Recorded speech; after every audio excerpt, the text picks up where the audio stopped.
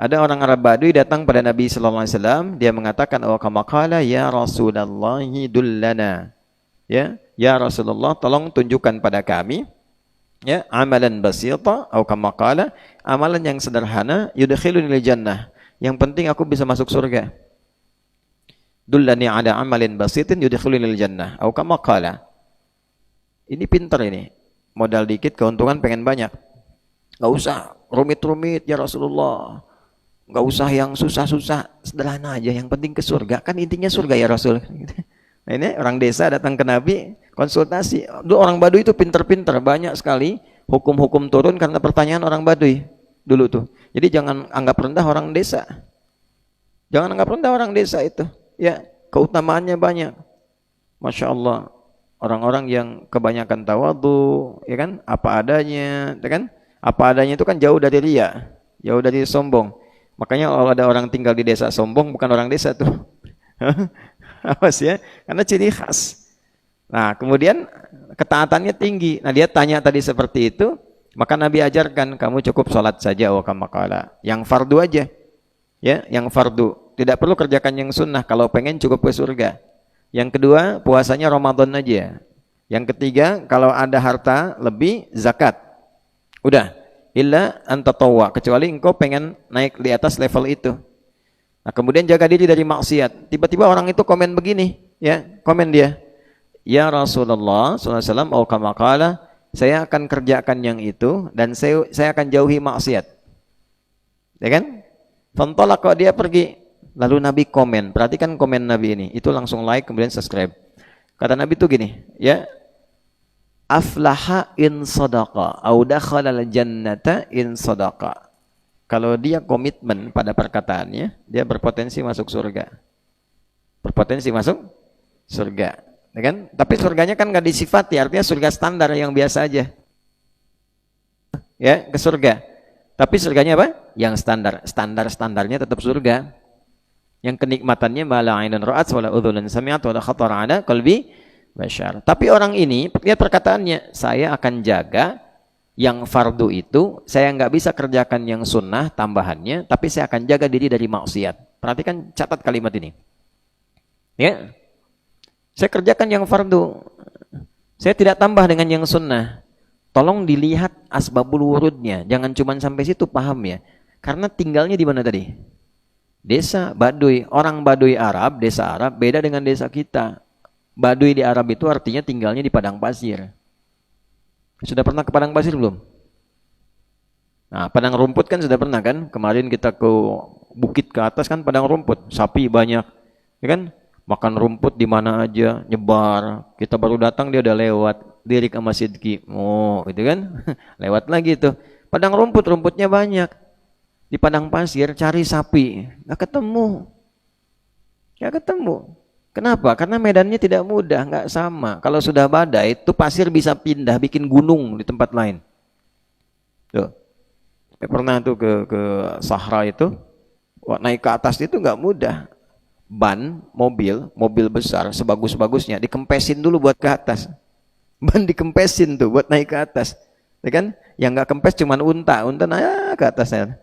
Yang paling menarik kalau sudah ada badai, ini misalnya pasir begini nih, kayak ombak-ombak di laut aja. Kena sama angin besar, pindah ke tempat lain, jadi gunung lain, jadi bukit. Ya. Kadang-kadang bisa kamuflase. Ya. Kamuflasenya bagaimana? Kita nggak tahu bahwa yang pasir itu misalnya ada batunya atau tidak tuh. Itu juga bisa bahaya.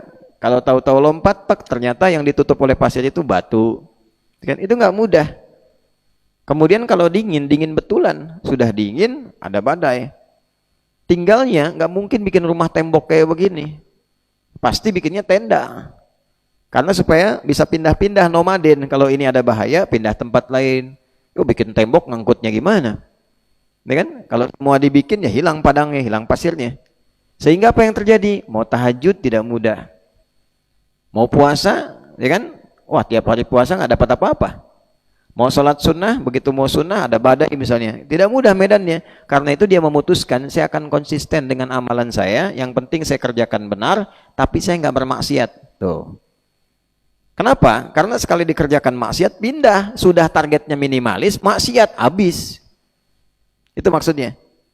Nah, sekarang Anda kalau mau ambil target ini, mesti ditimbang dulu situasinya.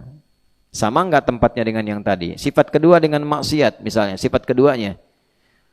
Di padang pasir tuh mau maksiat gimana? Buka handphone, sinyal enggak ada. Gitu. Ya. Mau nonton Hafid Mira, ada Hafid Indonesia, ada Hafid Mira, ada macam-macam tuh. Mau dibuka tuh nggak bisa, nggak ada sinyalnya, Pin. Ya, nggak bisa. Mau lihat Supernosa Kultum, bisa. Sinyalnya habis. Jadi nggak kesempatan ngelihat konten-konten yang nggak jelas, pornografi apalagi porno aksi, nggak ada. Maksiat-maksiat nggak terbuka. Ya, mau ke mall nggak ada. Ya, nggak ada pajangan-pajangan yang melahirkan maksiat. Binatang ya emang begitu, binatang nggak ada yang kerudungan, ya kan? Yang ada apa? Nah, lihat kadal, misalnya kadal gurun, bob, ya kan? Lihat unta lewat gitu kan? Unta nggak pakai jilbab, ya memang sudah begitu. Binatang kan nggak pakai aurat, jadi potensi maksiatnya kecil, itu maksud saya. Ya, antum di sini baru buka handphone sudah bisa maksiat, ya kan? Lihat handphone, status orang yang dilihat tuh, ya kan? Lihat foto profilnya, punya istri, lihat istri orang, ya kan? Nah tuh, ayo mana tuh? Oh, yang perempuan juga gitu, punya suami, lihat suami orang, pantengin statusnya, lihat-lihat, masya Allah. Nah itu potensinya banyak. Sudah begitu, pengen pasang target minimal, ya kan? Baru sholat aja sudah kadang-kadang mengeluh. Baru sholat sudah bicarain, yang dibicarain imamnya. Untuk imam mentang-mentang baru datang, bacaan panjang banget. Kenapa? Panjang amat, si amat aja nggak panjang. Nah, itu ketika dilakukan itu bisa memindahkan pahala kepada yang dibincangkan. Jadi kalau targetnya cuma minimalis, habis. Untuk itu pasang target yang tinggi. Muhibbin, nyangkutnya mutakin. Ya kan? Muhibbin, syukur-syukur nyangkut muhsinin. Ya kan? Dari muhsinin jadi muttaqin, muttaqin jadi mukminin. Paling sial banget masih muslimin deh. Nah, itu poinnya. Ya, jelas? Kan nggak mungkin pasang targetnya muhibbin jadi kafirin, kan nggak mungkin. Ya kan? Atau munafikin itu mustahil. Nauzubillahi min dzalik. Ya. Jelas? Halo, jelas?